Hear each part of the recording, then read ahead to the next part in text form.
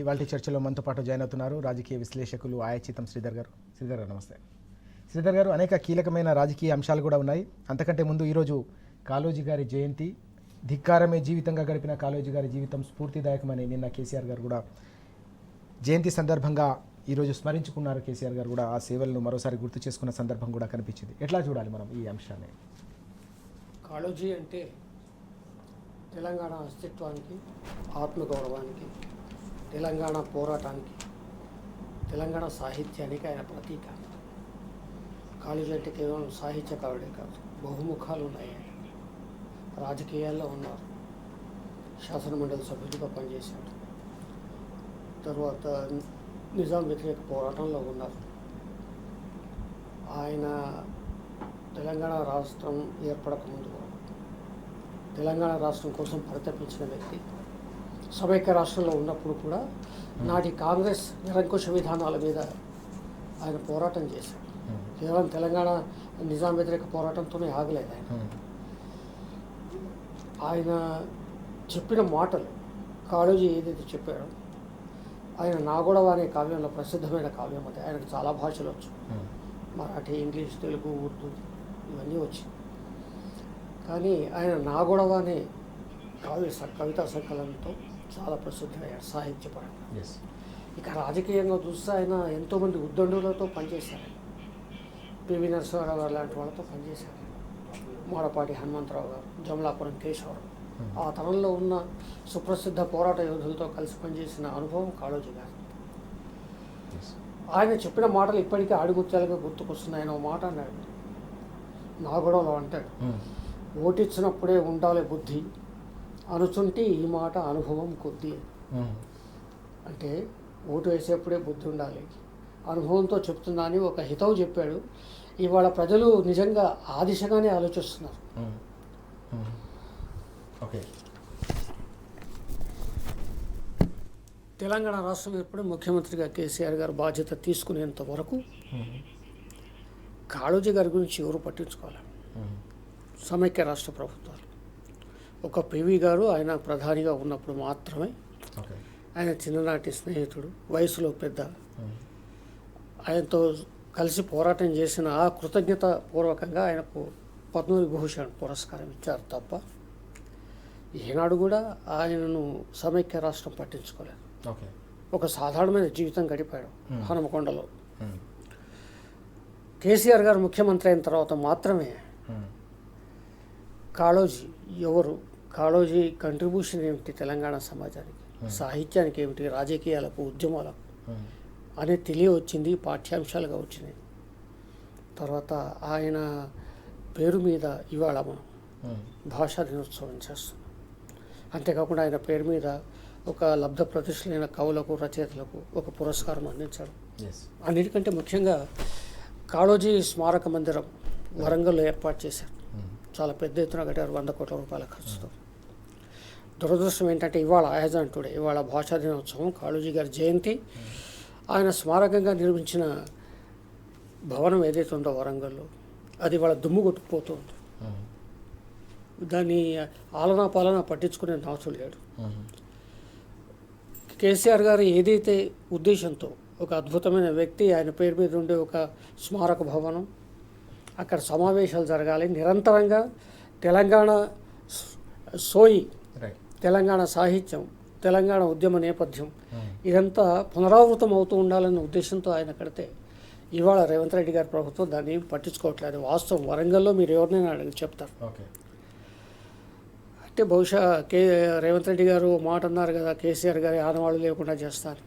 మరి దాంట్లో భాగంగానే వాళ్ళ కాళోజీ క్షేత్రాన్ని ఆయన ఏం చేయదలుచుకున్నాడా కానీ వరంగల్ జిల్లా ప్రజలు ఆ క్షేత్రాన్ని రక్షించుకోవాల్సిన బాధ్యత అవుతుంది. చాలా దారుణంగా ఉంది, నేను చూసి వచ్చాను. ఇక కాళోజీ గారి గురించి చెప్తే ఆయన నిజాం వ్యతిరేక పోరాటం చేశారు. ఆయన సమైక్య రాష్ట్రంలో జలగం వెంగళరావు గారు ముఖ్యమంత్రిగా ఉన్నప్పుడు ఎమర్జెన్సీలో చాలా దారుణాలు జరిగినాయి. జేసీఎస్ ప్రసాద్ అనే ఒక విద్యార్థి నాయకుడిని కాల్చి చంపిన చరిత్ర ఈ కాంగ్రెస్ ప్రభుత్వానికి. ఎమర్జెన్సీలో చాలామందిని కాల్చి చంపారు ఉద్యమకారులు. ఆ తర్వాత జరిగిన అసెంబ్లీ ఎన్నికల్లో ఆయన వెంగళరావు గారికి వ్యతిరేకంగా పోటీ కూడా చేశారు, నిరసనగా, ఒక ధిక్కారంగా. కాంగ్రెస్ ప్రభుత్వం ఏదైతే ఈ హింస పాల్పడుతుందో ఆయన చాలాసార్లు అన్నాడు, హింస కంటే రాజ్యహింస చాలా ప్రమాదకరం. రాజ్యమే ఏకంగా హింసకు పాల్పడుతుంటే, ఎన్కౌంటర్లకు పాల్పడుతుంటే, అక్రమంగా కాల్చేస్తుంటే, జైళ్ల పాలు చేస్తుంటే, పత్రికల మీద సెన్సార్షిప్ విధిస్తూ ఉంటే, కవులు నోరెత్తకుండా కుట్ర కేసులు బనాయిస్తూ ఉంటే, నేను ఈ సమాజాన్ని నేను అంగీకరించాలని చెప్పేసి ఆయన వెంకటరావు గారికి వ్యతిరేకంగా పోటీ చేశాను. ఆయన ధిక్కార స్వరం సమైక్య రాష్ట్రంలో ఆయన 2002 వరకు ఆయన జీవించినంత వరకు, 2014 నుంచి 2002 వరకు ఆయన ప్రస్థానం, తుది శ్వాస వరకు కూడా కాంగ్రెస్ దుర్మార్గాలను వ్యతిరేకించే ఒక నిలువెత్తు జెండాగా నిలిచాడు కాళోజీ గారు. ఇవాళ ఆయన జయంతి, ఆయనకు నేను శ్రద్ధాంజలి ఘటిస్తున్నాను. ఇప్పటికైనా రేవంత్ రెడ్డి గారి ప్రభుత్వం కాళోజీ క్షేత్రాన్ని, కళాక్షేత్రాన్ని మీరు దాన్ని దారికి తెండి, దాన్ని దుమ్ము కొట్టే ప్రయత్నం చేయకండి. ఎందుకంటే తెలంగాణ అస్తిత్వ చిహ్నాలను ఒక్కొక్కటి రూపుమాపే ప్రయత్నం ఈ ప్రభుత్వం చేస్తోంది. దాంట్లో భాగంగా అంత మహనీయుడు కాళోజీ ఆయన పేరు మీద ఉన్న కళాక్షేత్రాన్ని నిరంతరంగా సజీవంగా ఉంచే ప్రయత్నం చేయాల్సిన బాధ్యత ప్రభుత్వం మీద ఉంది, సాంస్కృతిక శాఖ మీద కూడా ఉంది. కాళోజీ గారికి మరొక్కసారి వందనాలు. కాళోజీ గారికి, మహాకవి కాళోజీ గారికి యావత్ తెలంగాణ సమాజం అంతా కూడా నివాళులు అర్పిస్తుంది. నేను కేసీఆర్ గారు కూడా ఘనంగా నివాళులు అర్పించిన సందర్భం, తెలంగాణ ధిక్కార స్వరం, తెలంగాణకు సంబంధించి ధిక్కారమే జీవితంగా గడిపిన కాళోజీ గారి జీవితం ప్రతి ఒక్కరికి కూడా స్ఫూర్తిదాయకం అని చెప్పేసి కూడా నివాళులు అర్పించిన సందర్భం మనకు కనిపిస్తూ ఉంది. చర్చలో మనతో పాటు జాయిన్ అవుతున్నారు బీఆర్ఎస్ సీనియర్ నాయకులు సోమ భరత్ గారు కూడా. భరత్ గారు నమస్తే. భరత్ గారు, చాలా కీలకమైన అంశం ఇక్కడ మనం చూస్తున్నాం. నిన్న బీఆర్ఎస్ వర్కింగ్ ప్రెసిడెంట్ కేటీఆర్ గారు తీవ్ర స్థాయిలో రాష్ట్ర ముఖ్యమంత్రి పైన, కాంగ్రెస్ ప్రభుత్వం పైన తీవ్ర స్థాయిలో విరుచుకుపడ్డారు. మూసీలో పూర్తిగా ఒక మూటల వేట కొనసాగుతోంది. మూసీ బ్యూటిఫికేషన్ పేరిట 1,50,000 కోట్ల లూటిఫికేషన్కు కాంగ్రెస్ సర్కార్ స్కెచ్ గీసింది. ముఖ్యమంత్రి ఆ ఆలోచన చేస్తున్నారని చెప్పేసి తీవ్రస్థాయిలో ధ్వజమెత్తారు. 1,100 కోట్లతో తాము ప్రతిపాదించిన ప్రాజెక్టును ఏకంగా 7 రెట్లు పెంచి 7,300 పెంచారు. ఇది విడతల వారి దోపిడీకి ఇది కేవలం ఆరంభం మాత్రమే అని చెప్పేసి ధ్వజమెత్తిన అంశాన్ని మనం ఎట్లా చూడాల్సిన అవసరం ఉంది? ఈ రాష్ట్రానికి దురదృష్టం ఏమన్నా ఉందంటే రేవంత్ రెడ్డి. దొంగ పిల్లులు ఏం చేస్తారంటే అవి కళ్ళు మూసుకొని పాలు తాగుతూ ఉంటాయి. దేశం గమనించట్లేదు, ఇంకెవరు గమనించట్లేదు అన్నట్టుగా దొంగ పిల్లి సామెత లాగానే రేవంత్ రెడ్డి వ్యవహారం ఉన్నది. ఓకే, ఎంత అబద్ధాలు మాట్లాడినారంటే ఎన్నికల ముందు దాదాపు 1 సంవత్సరం ముందు నుంచి, తర్వాత ఎన్నికల తర్వాత కూడా కాళేశ్వరం అంటే కూలేశ్వరం అని చండాలమైన మాటలన్నీ మాట్లాడాను. మరి ఇవాళ కాళేశ్వరం కూలేశ్వరం అయితే నీళ్ళు ఎక్కడున్నాయని నువ్వు మూసి అనుసంధానం ఎట్ట చేస్తున్నావు? నువ్వు మల్లన్న సాగర్ నుంచి ఎందుకు తీసుకురావాలి? మల్లన్న సాగర్ నుంచి కొండపోచంపల్లికి ఆల్రెడీ ఆ లింక్ ఎస్టాబ్లిష్ అయింది. ఆ నుంచి ఎందుకు తీసుకొని వస్తూ ఉన్నారు? 1,100 ప్రాజెక్టుని, 1,100 కోట్ల ప్రాజెక్టుని 7,700 కోట్లు ఎట్ట చేసుకుంటూ వస్తున్నారు? దేనికి చేయాల్సిన అవసరం ఉన్నది? మల్లన్న సాగర్ చాలా దూరం ఉంటుంది హైదరాబాద్ సిటీ, పోచంపల్లి దగ్గర అవుతుంది. మరి ఆడికెళ్ళి తీసుకొస్తారా లేకపోతే మల్లన్న సాగర్ నుంచి తీసుకొస్తారా? 1,100 కోట్లతో అయిపోయేది 7,700 కోట్లు దేనికి అవసరం ఉన్నది? ఓకే, ఇవన్నీ ఏంటంటే దోపకం తప్ప, దోపకము తర్వాత సర్వనాశనం చేయడము, ప్రజల యొక్క సొమ్ము సద్వినియోగపరచడం అనేది పరిపాలకుడి యొక్క మొదటి లక్ష్యం. అది ఖచ్చితంగా అట్లా ఉండాలి. అట్లా ఉండకుండా ఇవాళ 1,100 కోట్లతో అయిపోయే పనిని 7,700 కోట్లకు చేసిందంటే ఏమనుకోవాలండి? అందుకని అంటే వాళ్ళ ఉద్దేశం ఏంటంటే రేవంత్ రెడ్డి ఉద్దేశం కానివ్వండి, కాంగ్రెస్ ప్రభుత్వం యొక్క ఉద్దేశం కానివ్వండి, ప్రజల సొమ్ముని దుర్వినియోగం చేసేసేసి వాళ్ళ ప్రయోజనాలు కాపాడుకోవడానికి తప్ప ప్రజల సొమ్ముని సద్వినియోగం చేయడం కానీ, సూక్ష్మంలో నుంచి బ్రహ్మాండాన్ని సృష్టించడం కేసీఆర్ గారు లాగా చేయడం కానీ లేదు. కాళేశ్వరం కూలేశ్వరం అని ఇప్పుడు ఆ కూలేశ్వరం అనే మాటను ఎక్కడ పెట్టుకుంటావు? నీ నోట్ల నుంచి వచ్చింది ఎక్కడ పెట్టుకుంటావు? ఎంత సిగ్గులేని మాట, ఎంత అబద్ధాలు పట్టపగలు ప్రజల ముందు అబద్ధాలు మాట్లాడి ఓ చెత్త కమిషన్ వేసి ప్రజల యొక్క ధనాన్ని దుర్వినియోగం చేసి ఆ కమిషన్తో మీరు మాట్లాడింది వాళ్ళతో రాయించుకోవాలనే ప్రయత్నం చేసి తర్వాత సత్యాలు దాంట్లో రాకుండా మొత్తం అర్ధ సత్యాలు అసత్యాలతోని అదంతా నింపేసేసి చివరికి ఇవాళ కోర్టు దాన్ని స్టే చేసింది. ఆ రిపోర్టు పర్యవసానాన్ని ఆపేసేసింది. ఆ రిపోర్టు ఆధారపడి మీరు ఏం చేయొద్దని చెప్పింది. ఇంకా విచారణలో ఉంది కాబట్టి ఇంతకన్నా ఎక్కువ మాట్లాడలేం. కానీ వీళ్ళు చేసిన దౌష్యము, దుర్మార్గం, ఆ కమిషన్ అడ్డం పెట్టుకొని చేసిన పని ఏదైతే ఉందో ఈ దేశంలో ఇంకొక ప్రాంతంలో ఏ కమిషన్ కూడా చేయలేదు.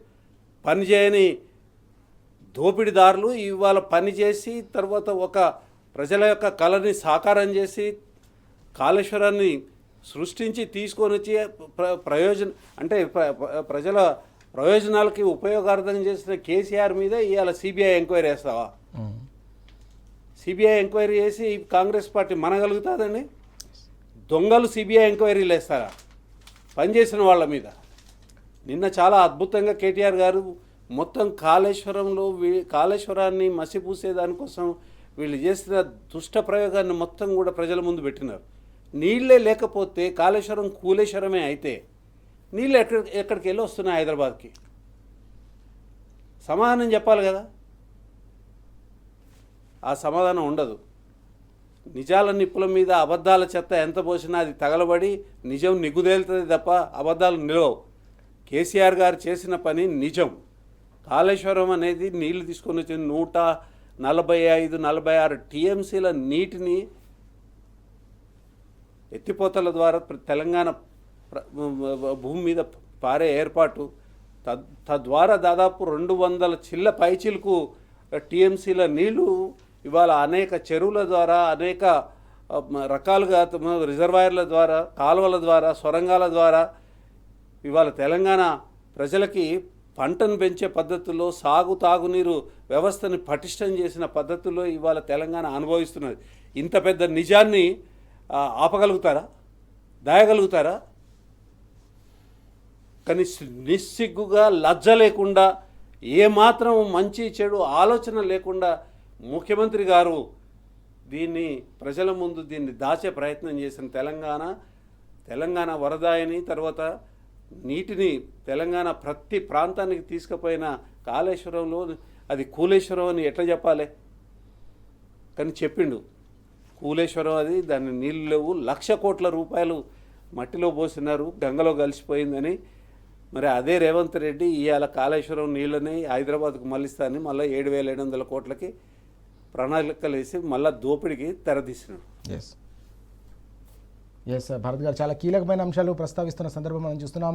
తెలంగాణకు సంబంధించిన జీవన రేఖ కేవలం వ్యవసాయ అవసరాలే కాదు, హైదరాబాద్ ప్రజల తాగునీటి అవసరాలను కూడా వచ్చే 100 ఏళ్ల వరకు తీర్చేలా కేసీఆర్ గారు రూపకల్పన చేసిన కాళేశ్వరం ప్రాజెక్టులో అత్యంత కీలకమైన రిజర్వాయర్ మల్లన సాగర్, దాని నుంచి నీళ్ళని తీసుకునే ప్రయత్నం చేస్తూ అదే కాళేశ్వరంపై బురద జల్లే కుట్రలు ఏవైతే చేశారో ముఖ్యమంత్రి గారు, ఇది చాలా దారుణమైన విషయం అని చెప్పేసి, చాలా దుర్మార్గమైన విషయం అని చెప్పేసి భరత్ గారు తీవ్ర స్థాయిలో ధ్వజమెత్తుతున్న సందర్భం కూడా మనం స్పష్టంగా చూస్తూ ఉన్నాం. శ్రీధర్ గారు, ఇక్కడ మరొక కీలకమైన అంశం కూడా కనిపిస్తుంది. వాస్తవానికి కొండపోచమ్మ నుంచి హైదరాబాద్కు నీటిని తరలించేందుకు పూర్తి స్థాయిలో ప్రణాళికలు సిద్ధమయ్యాయి. 1,100 కోట్లతోటి పూర్తిగా ప్రాజెక్టును పూర్తి చేసేందుకు అన్ని రకాలుగా సిద్ధం చేసిన పరిస్థితి. దాన్ని 1,100 నుంచి 7,000 చిల్లర కోట్ల వరకు ఎందుకు పెంచారనేది నిన్న కేటీఆర్ గారు లేవనెత్తిన సూటి ప్రశ్న. ఎట్లా చూడాలి?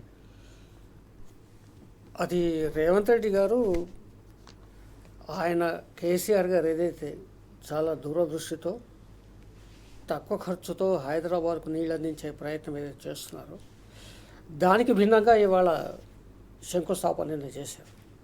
అది ఎవరికి అర్థం కాదు. కొండపోచమ్మ నుంచి గ్రావిటీతోనే గండిపేట వరకు నీళ్ళు వస్తాయి. ఏ ప్రయాస అక్కర్లేదు. ఎందుకంటే కొండపోచమ్మ ఇంకొక 100 మీటర్ల హైట్లో ఉంది గండిపేట కంటే. సరే, గండిపేట నుంచి మళ్ళీ మూసిలోకి నీళ్ళు వచ్చేస్తాయి. అంతేకాకుండా నగరం చుట్టూ ఒక జల చక్రం ఏర్పాటు చేసి, ఒక జల వలయం ఏర్పాటు చేసి హైదరాబాద్కి 24 గంటల నీళ్ళు అందించాలనే ప్రయత్నంలో భాగంగానే కేసీఆర్ గారి ప్రభుత్వం కొండపోచమ్మ నుంచి నీళ్లు తెచ్చే ప్రయత్నం చేసింది. దానికి సంబంధించిన ఏర్పాట్లు కూడా పూర్తయినాయి. ఆ తర్వాత ఎన్నికలు వచ్చాయి. ఇక తర్వాత మీకు తెలిసిందే. ఇప్పుడు అదే పథకాన్ని కొనసాగించకుండా మళ్ళీ ఇవాళ కొత్తగా రేవంత్ రెడ్డి గారు అంచనాలు పెంచేసి, అది మామూలుగా కాదు, ఏదో 10 కోట్లు 20 కోట్లు కాదు, దాదాపు 6,000 కోట్లు అధికంగా అంచనాలు పెంచేసి ఇవాళ 6,000 కోట్లు పెంచి ఇవాళ నేను శంకుస్థాపన చేశారు. ఇది ఎంత దుర్మార్గమైన చర్య అంటే తెలంగాణ ప్రజల సొమ్ముని యథేచ్ఛగా ఇష్టారాజ్యంగా తమకు తోచినట్టుగా వాడుకునే ప్రయత్నం తప్ప ప్రజలకు ఉపయోగపడేది కాదు. ఒకటైతే ఇందాక కాళేశ్వరం గురించి భరత్ గారు చెప్పారు. అసలు కాళేశ్వరమే నువ్వు కూలిపోయింది అంటున్నావు, కాళేశ్వరం లేదు అంటున్నావు అన్నప్పుడు మరి ఇవాళ కొండపోచమ్మ ఎక్కడిది, రంగనాయక సాగర్ ఎక్కడిది, తర్వాత నువ్వు మొన్న ప్రారంభించిన గంధమల్ల ఎక్కడిది, ఇవన్నీ ఎక్కడి నుంచి వచ్చాయి? ఓకే, వాటికి సమాధానం చెప్పట్లేదు, దాట వేస్తూ ఉన్నారు. రాజశేఖర రెడ్డి గారు ముఖ్యమంత్రిగా ఉన్నప్పుడు కానీ, సమైక్య రాష్ట్రంలో ఉన్నప్పుడు కానీ, రంగనాయక సాగర్ కానీ, కొండపోచమ్మ కానీ ఈ ప్రాంతాలకు నీళ్ళు తెచ్చేది 1.5 టీఎంసీ అయితే ఇప్పుడు 50 టీఎంసీలు అందుబాటులో ఉంది. కేవలం కాళేశ్వరం వల్ల సాధ్యమైంది. ఓకే, కాళేశ్వరం ప్రాజెక్టులో ఇవన్నీ భాగాలే. ఇవాళ రేవంత్ రెడ్డి గారు ముఖ్యమంత్రిగా ఆయన శంకుస్థాపన చేసి రేపు పని అవుతుందో కాదో తెలియదు. ఎందుకంటే ఇంతకుముందు కూడా 9 ప్రాణహిత చేవేళ్ల ప్రాజెక్టులో భాగంగా మొబిలైజేషన్ అడ్వాన్సులు ఇచ్చారు, కాలువలు దగ్గర శిలాఫలకాలు వేశారు తప్ప ఒక్క చుక్క నీళ్ళు రాలేదు, ఒక అంగుళం పని ముందుకు జరగలేదు. మరి దాంట్లో భాగంగానే ఇవాళ కూడా మరి ఏం చేస్తారో మూసి ఈ పరివాహక ప్రాంతాన్ని బాగు చేయడం అది ఇది. ఇంకొకటి ఏంటంటే ఈ మూసి బాగు చేయడం వల్ల నల్గొండ ఫ్లోరైడ్ సమస్య తీరుతుందని ఇంకో మాట అంటున్నారు. నిజంగా నల్గొండ ఫ్లోరైడ్ సమస్యకు మూసి పరివాహక ప్రాంతం బాగు చేయడానికి సంబంధం అనేది అంతగా లేదు. ఓకే, నల్గొండ ఫ్లోరైడ్ సమస్య తీరాలంటే నల్గొండకు కృష్ణా నీళ్ళు కూడా సంపూర్ణంగా అందించాలి. కానీ రేవంత్ రెడ్డి గారు ఇంకొక కుట్ర ఏం చేస్తున్నారంటే చాలా ప్రమాదకరమైనది.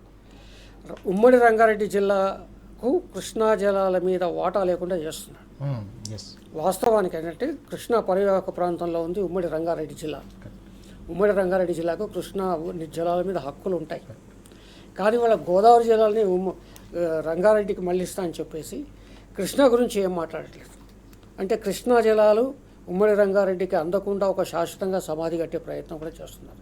ఇవాళ నేను ఆ శంకుస్థాపన చేయడం అంటే ఆషామాషి వ్యవహారం కాదు, చాలా పెద్ద ఎత్తున కుట్ర నెంబర్ 1 ఏంటంటే 9 దగ్గర కడతాము అని ఖచ్చితంగా చెప్పడం వల్ల కాళేశ్వరంలో మిగతా జలాలన్నీ కూడా బనకచెర్లకు ధారాదత్తం చేసే కుట్ర ఒకటి. తర్వాత కృష్ణా జలాలు ఆంధ్రప్రదేశ్ వాడుకుంటుంది కాబట్టి వాళ్ళకు సంపూర్ణంగా కృష్ణ ధారాదత్తం చేయడం కోసం ఒక పాలమూరు మినహాయిస్తే అక్కడ నల్గొండ ఉంది, ఇక్కడ ఉమ్మడి రంగారెడ్డి జిల్లా ఉంది.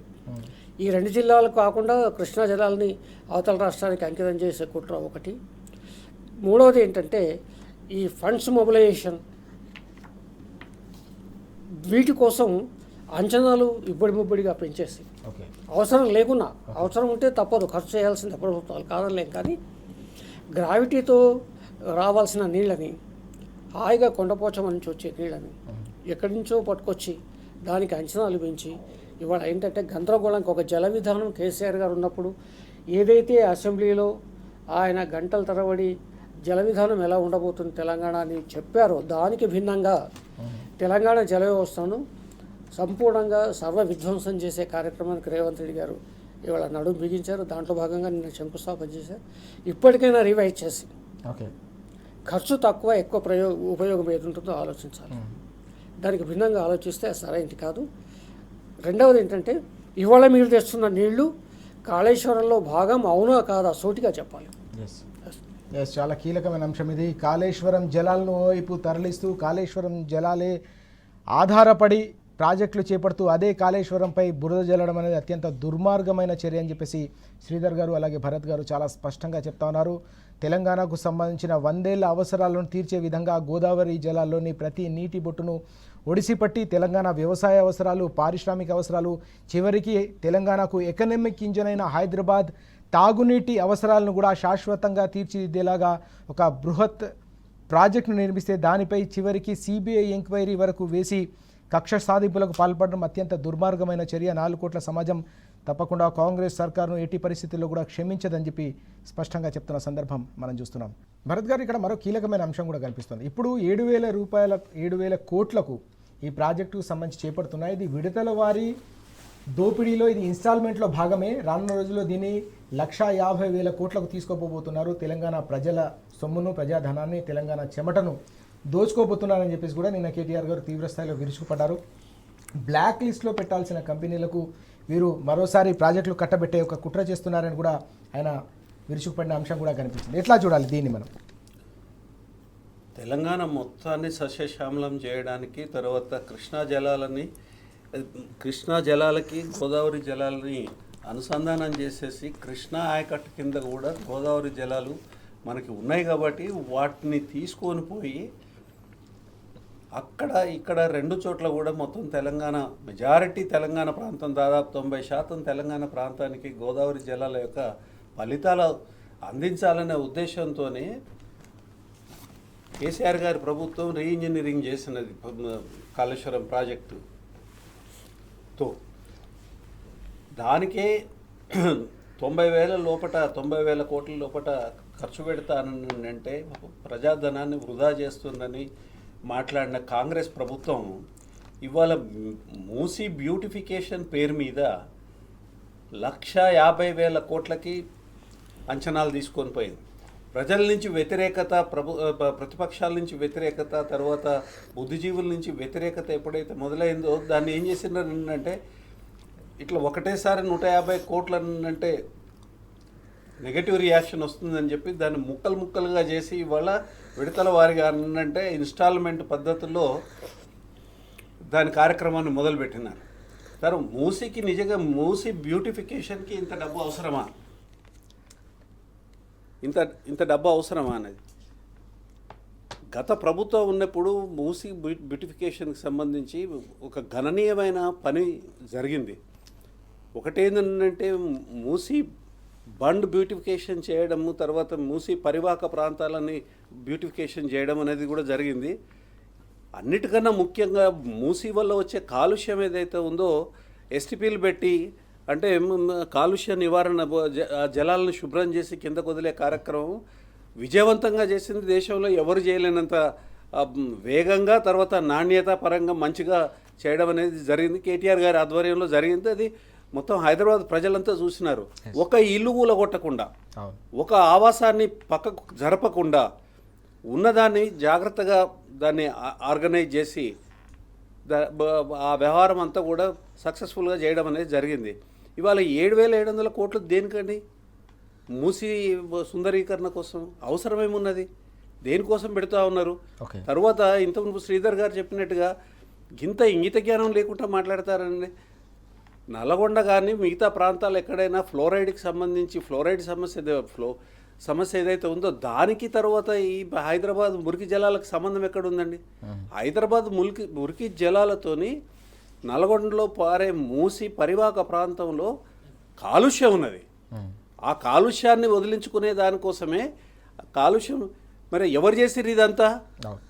నీ గురువుగారే చేసిండు. అడ్డగోలుగా హైదరాబాద్ సిటీలో జీడిమెట్ల ఆ ప్రాంతంలో కెమికల్ ఇండస్ట్రీస్, ఫార్మాసిటికల్ ఇండస్ట్రీస్ పెట్టి మంచి బ్రహ్మాండమైన మంచినీటి చెరువైన హుసేన్ సాగర్ని మొత్తం అంతా కూడా కాలుష్యం చేసింది. తర్వాత ఫాక్స్ సాగర్ చెరువుని కాలుష్యం పరిచింది. తర్వాత నల్ల చెరువుని, అనేక చెరువుల్ని నాశనం పట్టించింది. ఉమ్మడి పరిపాలనలో జరిగింది.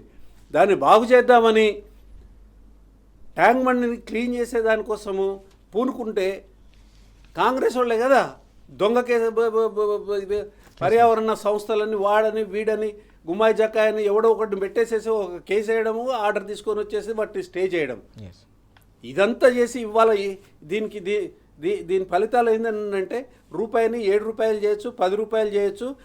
కేసీఆర్ గారి ప్రభుత్వంలో మనం ఆపేసేసేస్తే తర్వాత ఎప్పుడో మన ప్రభుత్వం రాకపోతుందా? అప్పుడు మనం దండుకోలేకపోతామా? ఇట్లాంటి దుర్బుద్ధితో చేసిందండి. మీరు కాళేశ్వరం మీద కానివ్వండి, గోదావరి కృష్ణా ప్రాజెక్టుల మీద కానివ్వండి, పర్మిషన్ లేకుండా ప్రాజెక్టులు కడుతున్నారని కేసులు వేసింది ఇక్కడి ప్రబుద్ధులే. ఇవాళ ప్రభుత్వంలో ఉన్న ప్రబుద్ధులు కూడా ఉన్నారు. అందులో వాటిని సమర్థించిన ప్రబుద్ధులు కూడా ఉన్నారు.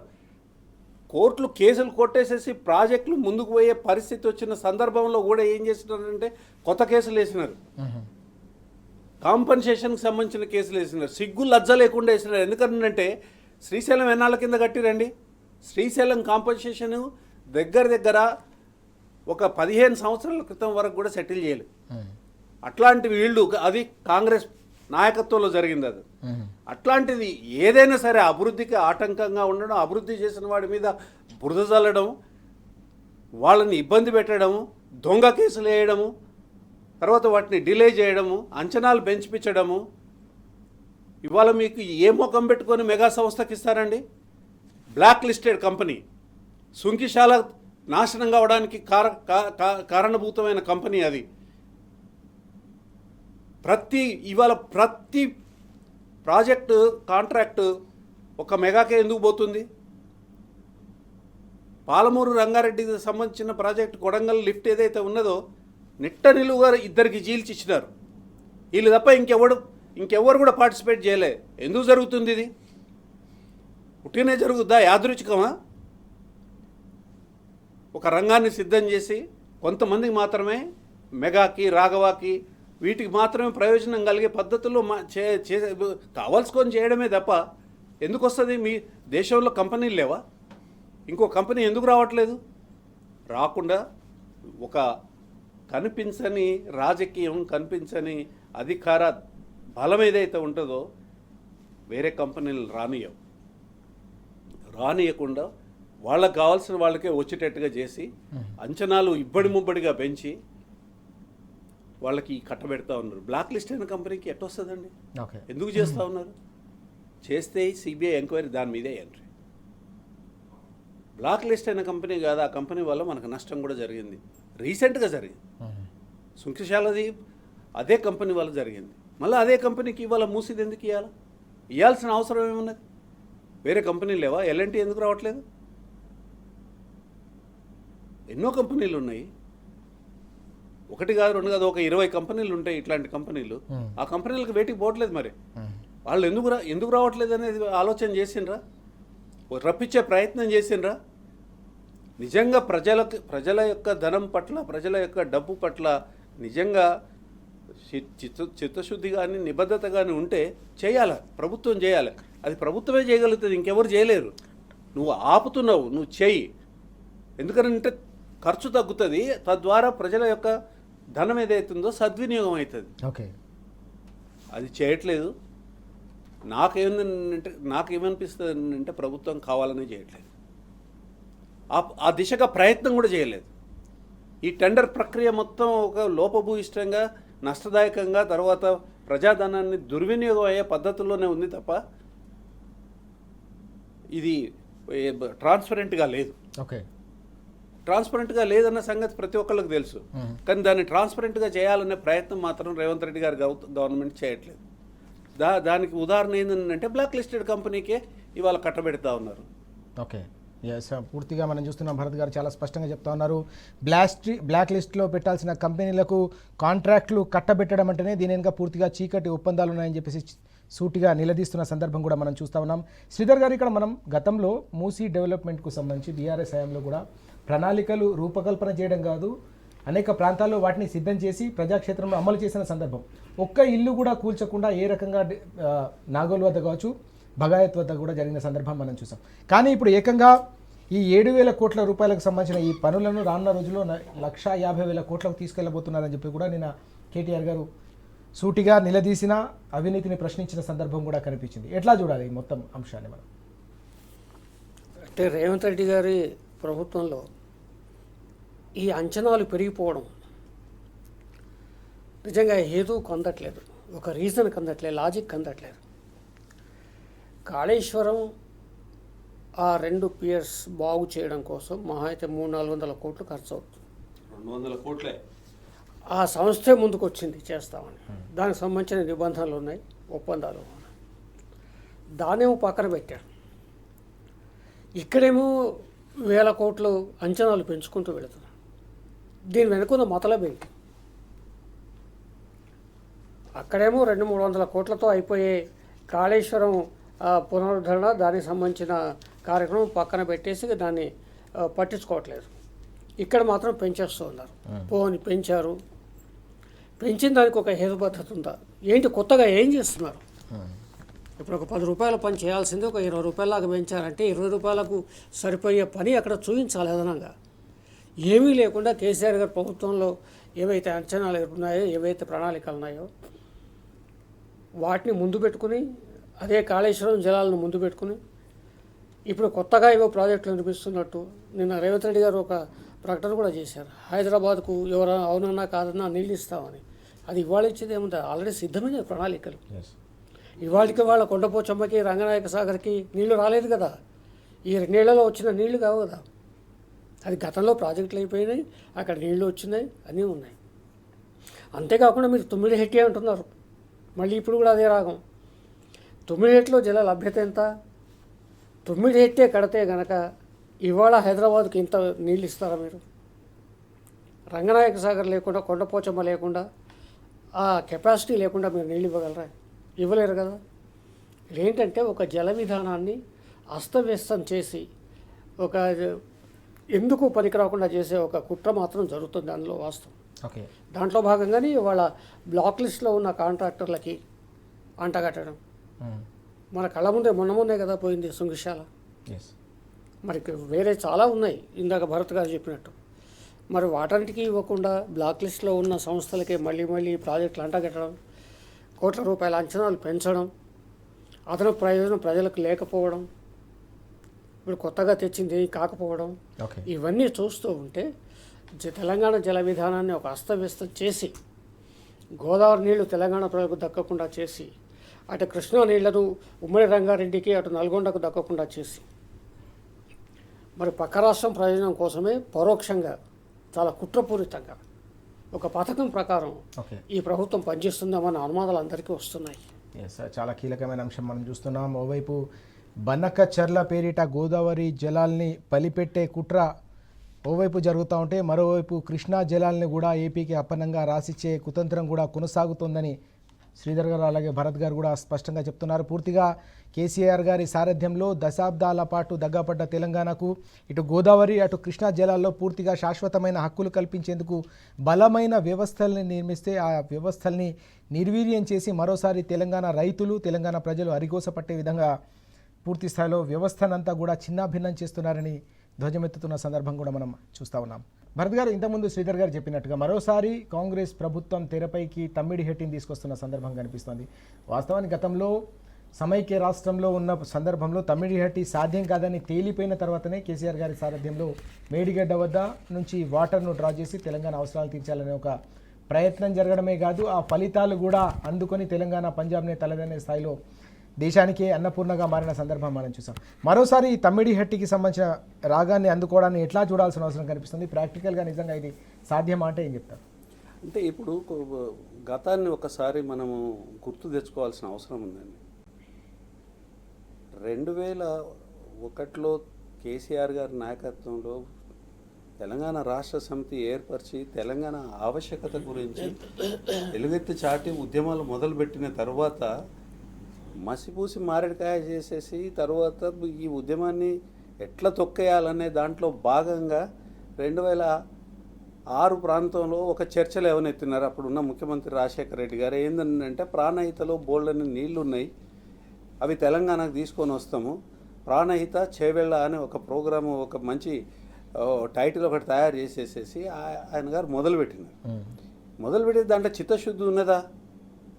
చిత్తశుద్ధి ఉంటే ఆ ప్రాజెక్టుని ముందుకు తీసుకుపోయగలిగే వాళ్ళు 2006లో దీన్ని మాట్లాడడం మొదలుపెట్టి 2007లో దీనికి కార్యరూపం దాల్చినట్టుగా ఒక డ్రామా చేసినారు. ఎందుకంటే తెలంగాణ ప్రజల యొక్క కోపాన్ని తట్టుకోలేని పరిస్థితి ఉన్నది. తర్వాత సోనియా గాంధీ లాంటి వాళ్ళందరూ కూడా తెలంగాణ ఇయ్యాలా అనే దాని మీద కేసీఆర్ గారితో ఒక అవగాహనకు వచ్చిన సందర్భం అది.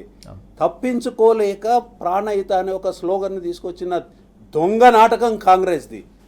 ఎంత దొంగ నాటకం మీకు చెప్తాను. 2007లో మొదలుపెట్టినారు, 2014 వరకు కాంగ్రెస్ ప్రభుత్వం ఉన్నది.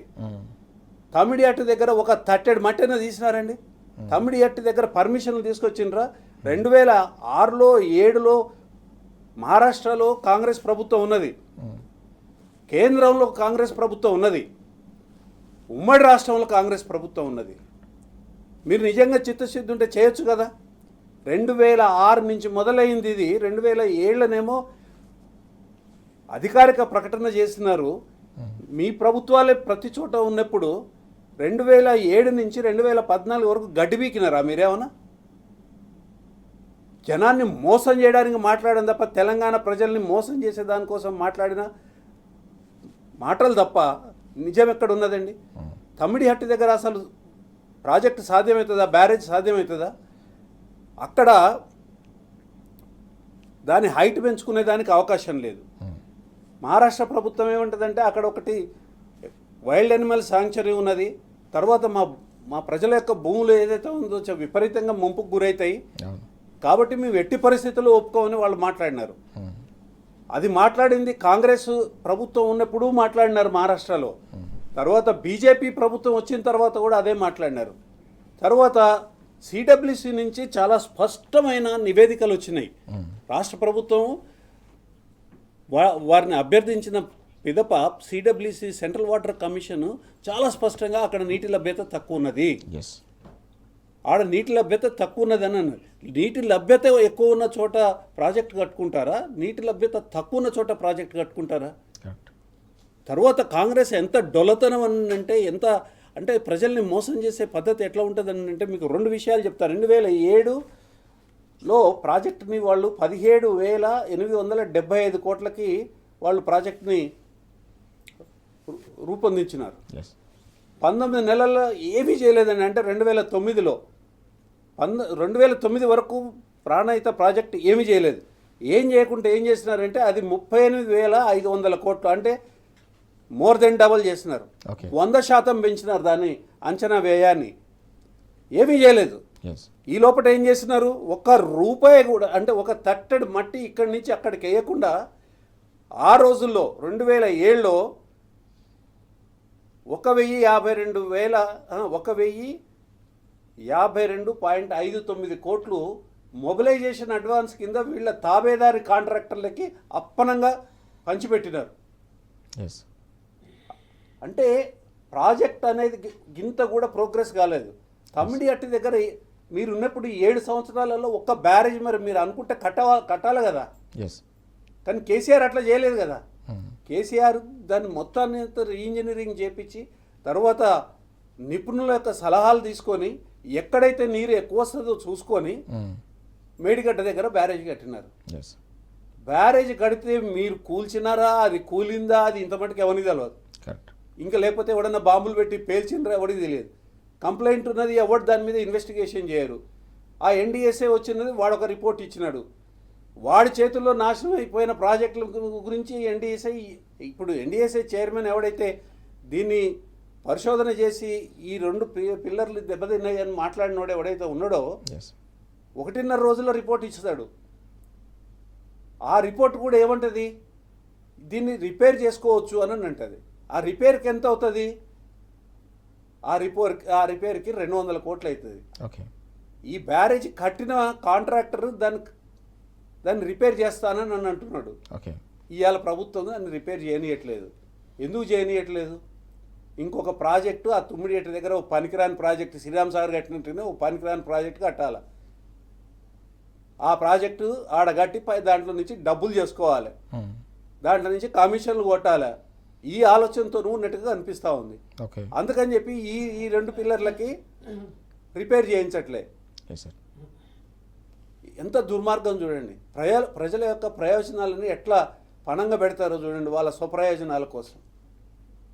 200 కోట్లతోనే 200 అవుతుందో 400 అవుతుందో ఒక బ్యారేజ్ని మళ్ళీ సజీవం చేసుకోవచ్చు, దానిలో నుంచి నీరు తీసుకోవచ్చు. ఆ నీటి లభ్యత ఎక్కువ ఉన్నదనేది మనకు 4 సంవత్సరాల ప్రాజెక్టును వాడినారు కదా, స్పష్టమైన స్టాటిస్టిక్స్ కూడా ఉన్నాయి. మరి వాటిని ఎందుకు వినియోగించుకోవట్లేదు? ఇప్పుడు తమ్మిడియట్ రాగం ఎందుకు? దాని మీద ఒక 10-15 వేల కోట్ల రూపాయలు ఖర్చు పెట్టాలి, మన కమిషన్లు మనం తినాలి. ఏమీ కూడా కొంచెం ఒక్క తట్టెడు మట్టి పోయకుండా 17,875 కోట్ల నుంచి ప్రాజెక్టు వ్యయాన్ని 38,500 కోట్లకి 19 నెలల్లో పెంచినారండి కాంగ్రెస్. ఏమనాలి ఇది? మీరు ఆలోచన చేయండి. బ్లాక్ లిస్ట్ అయిన కంపెనీలను ఎంగేజ్ చేస్తారు, అంచనా వ్యయాలని దుర్మార్గంగా పెంచుతారు. ఇవాళ 1,100 కోట్ల మూసి అనుసంధానం ఏదైతే ఉన్నదో దాన్ని వదిలిపెట్టేసేసి 7,000 కోట్ల ఖర్చు చేసేదానికి సిద్ధపడతారు. తర్వాత కాళేశ్వరం కూలిపోయిందని అంటారు, అదే నీళ్ళు వాడుకుంటారు. గిన్ని అబద్ధాలు, ఇంత దగులుబాజీ వ్యవహారాలు ఇవాళ ప్రజల కళ్ళ ముందు చేస్తూ ఉంటే ప్రజలకి ఏమీ తెలియదు అనుకొని ప్రజల యొక్క ఆత్మాభిమానాన్ని దెబ్బతీసే పద్ధతుల్లో ఇవాళ ప్రజల్ని మోసం చేస్తూ ఉంటే ఊరుకుంటారా? ఊరుకోవాలనా? ఏం చేయాలి? ఆలోచించాలి, ప్రజలు ఆలోచించాలి. చచ్చిపోయిన మేధావులు చచ్చిపోయారండి. ఎందుకనంటే వాళ్ళు మాట్లాడేదానికి సిద్ధంగా లేరు. 100 కేసులు హైకోర్టులో ఇచ్చి ఆ కేసు ఫైలు పట్టుకొని ప్రాజెక్టులు ఆపేదానికి ప్రయత్నం చేసిన వాళ్ళు ఇవాళ ఇట్లా దుర్మార్గం జరుగుతూ ఉంటే కొల్లగొట్టుగా పోతూ ఉన్నారు, దోపిడీ చేస్తూ ఉన్నారు. 100,000 కోట్ల రూపాయలు తింటా ఉన్నారు. తినేదానికోసం ప్రణాళికలు సిద్ధం చేస్తూ ఉంటే ఈ మేధావులు ఎక్కడ పోయినారు? సచిన్రా? నోర్లు పడిపోయినాయా? దొంగలకు సాయం చేస్తున్నారా? ఆలోచించాల్సిన అవసరం ఉంది. అందుకనే కొత్త మేధావులు రావాల్సిన అవసరం ఉన్నది.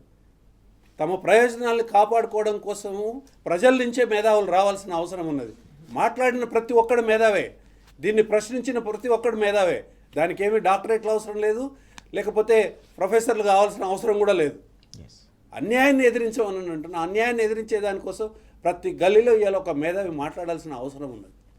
తెలంగాణకు సంబంధించిన అన్యాయాలపై ప్రతి ఒక్కరు కూడా స్పందించాల్సిన అవసరం ఉందని భరత్ గారు చెప్తా ఉన్నారు. చాలా కీలకమైన అంశం ఇది. తమ్మిడిహట్టికి సంబంధించి ప్రభుత్వం, కాంగ్రెస్ సర్కారు మరోసారి రాగం అందుకోవడం వెనుక కూడా ఒక వ్యూహం దాగి ఉందనే అంశం కూడా ఇక్కడ భరత్ గారు ప్రస్తావిస్తూ ఉన్నారు. గతంలో 10 ఏళ్ల పాటు ఇటు సమైక్య రాష్ట్రంలో, అటు మహారాష్ట్రలో, అటు కేంద్రంలో కాంగ్రెస్ ప్రభుత్వాలు ఉన్నప్పటికీ కూడా తట్టెడు మత్తి ఎత్తకుండా పూర్తిగా పర్యావరణ అనుమతులు రాని ప్రాజెక్టును మరోసారి చేపడతామనడం ఇది సాధ్యం కాదని తెలిసి కూడా ఇది మాట్లాడడం అంటే కేవలం మళ్ళీ మొబిలైజేషన్ అడ్వాన్సులు, కాల్వల పేరిట పూర్తిగా కాంట్రాక్టులకు మాత్రమే తీసుకునేందుకు మాత్రమే ఇదంతా కూడా జరుగుతుందని చెప్పేసి భరత్ గారు కూడా చాలా స్పష్టంగా, అలాగే శ్రీధర్ గారు కూడా చాలా స్పష్టంగా చెప్తున్న సందర్భం మనం చూస్తూ ఉన్నాం. రైట్, శ్రీధర్ గారు చాలా కీలకమైన అంశాలు, రాజకీయ అంశాలు మనం చూసాం. అయితే రైతులకు సంబంధించిన సమస్య కూడా ప్రతినిత్యం మనం చర్చిస్తున్నాం.